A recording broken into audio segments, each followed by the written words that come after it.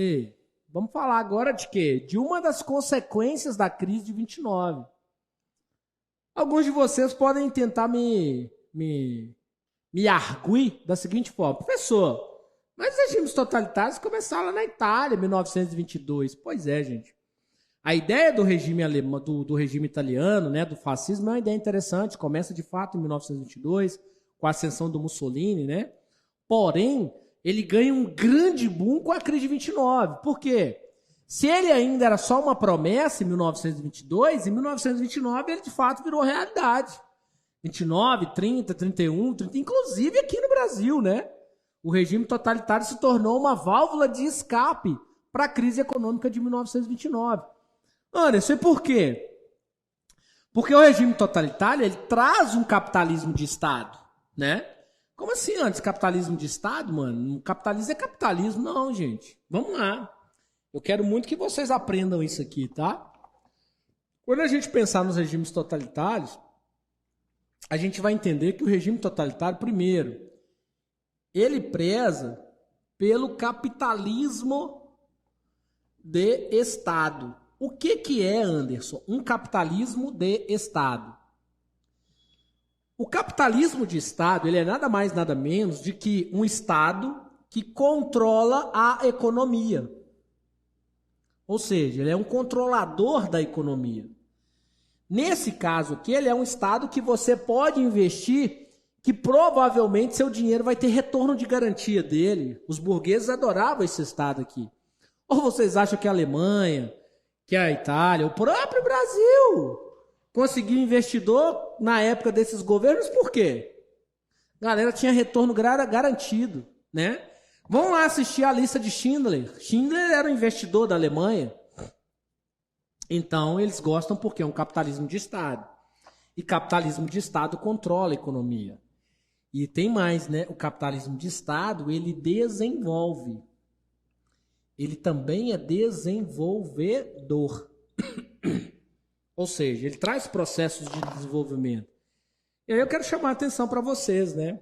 Anderson, o que é um capitalismo de Estado? É uma ditadura, beleza?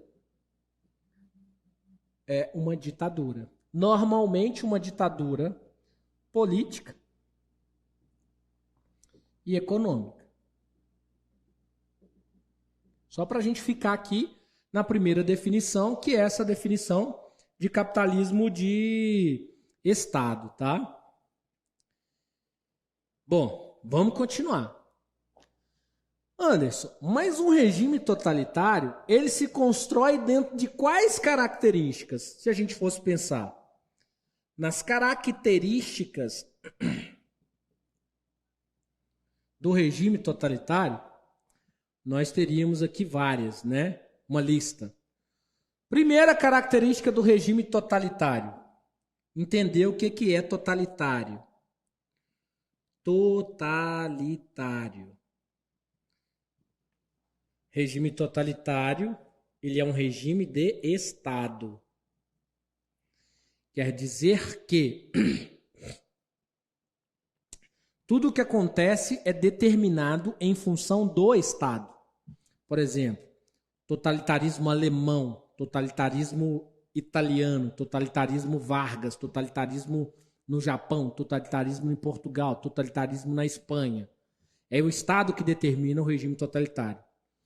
Todo Estado totalitário, ele é por característica autoritário, tá? Ele é um Estado autoritário. Tem um ditador no poder. Tem um chefe. Tem um líder. Tem o Duce. Lembram? Na Itália, Mussolini. Tem o Führer. Na Alemanha, é os líderes, né? O ditador, ele é visto como um líder. No Brasil era o Vargas, né? Em Portugal era o Salazar. Na Espanha era o Franco. No Japão era o Hirohito. Então você tem um líder, é o ditador. Ele é considerado quase que um deus. Então ele é um regime autoritário. Toma muito cuidado, porque nem todo regime autoritário é totalitário. Beleza? Por exemplo, Se eu for pegar a ditadura militar do Brasil, no ano de 1964, ela é uma ditadura totalitária? Não. Ela é uma ditadura o quê? Autoritária. Por que ela é uma ditadura autoritária? Porque ela causa a ideia de um presidente centrado, é um militar. Porém, economicamente, ela era liberal. Ela não era uma ditadura também econômica. E todo Estado totalitário, ele é econômico e político aqui, ó. É uma ditadura política e econômica. Então, é um Estado autoritário, todo Estado totalitário. Mas nem todo Estado autoritário é totalitário, tá? Tem que tomar cuidado com isso. É uma sociedade que, além disso, né, como característica, reserva-se a lógica do militarismo. O militarismo é colocado constantemente na crista da onda, né? Por que, Anderson, o militarismo é colocado na crista da onda?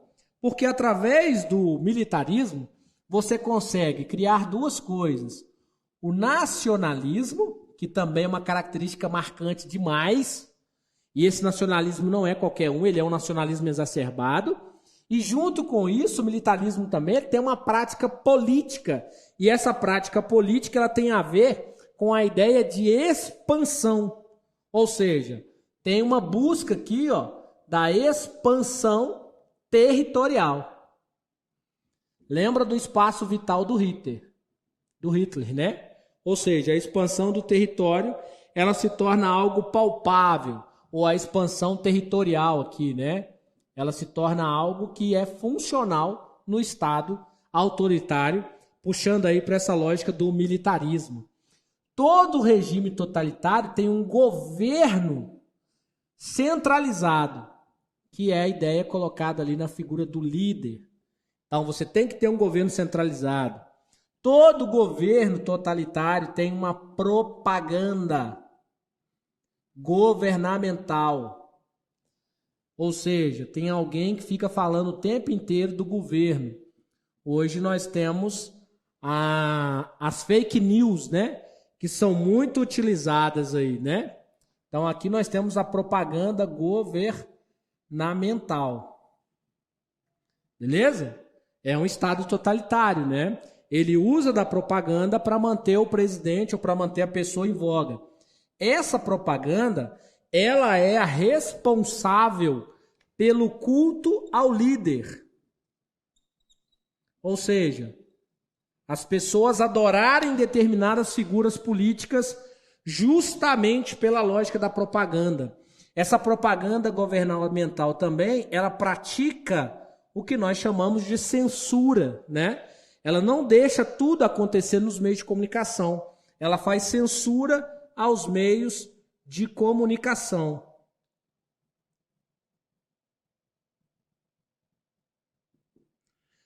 Ou seja, proíbe o jornal de funcionar, proíbe as coisas de serem de forma liberal, né, ou de acontecerem de forma liberal. O Estado totalitário tem educação dirigida. O que é uma educação dirigida? Não permite liberdade de pensamento, liberdade de expressão, não permite outras possibilidades educacionais. Então a educação que tem é essa e pronto, acabou. E você segue e obedece e não fala nada, porque senão vai dar ruim para você, tá? Você tem uma outra característica dentro desse Estado que é extremamente importante, né, para a manutenção dele mesmo, que é o unipartidarismo, ou seja, não existe divergência política. Então você tem ali ainda como característica o unipartidarismo.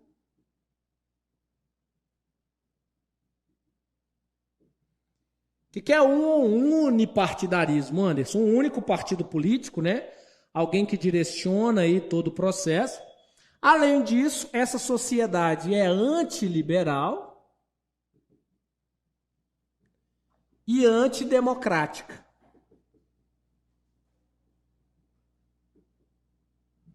Essas também são características muito comuns. Como eu coloquei antiliberal ali, ó, vamos deixar o antiliberal e vamos colocar aqui o anticomunista, né? porque é outro regime que nós temos em funcionamento agora, anticomunista. Ou seja, ela é anticapitalismo. Lembra que o capitalismo é o liberal. Lembra que ela é um capitalismo de Estado. E ela é anti as ideias socialistas, né? Anti-russos, né? Ou seja, não querem nenhuma propaganda russa dentro das suas evidências aí. Então você tem todas essas características aí sendo engendradas no regime totalitário. Se a gente for pegar um caso específico do nazismo, né? Que a gente pode chamar a atenção para a questão nazista, o nazismo ainda reserva uma questão extremamente racista. Perseguição a judeus,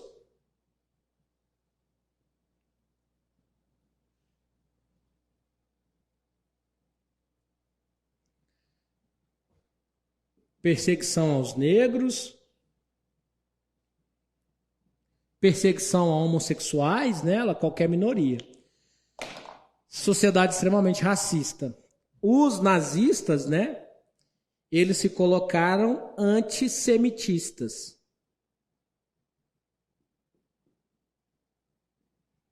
Ou seja, eles são contra os judeus, né? Eles são contra o movimento semita. O movimento semita, né, é aquele que faz o povo judeu se encontrar para conseguir um Estado.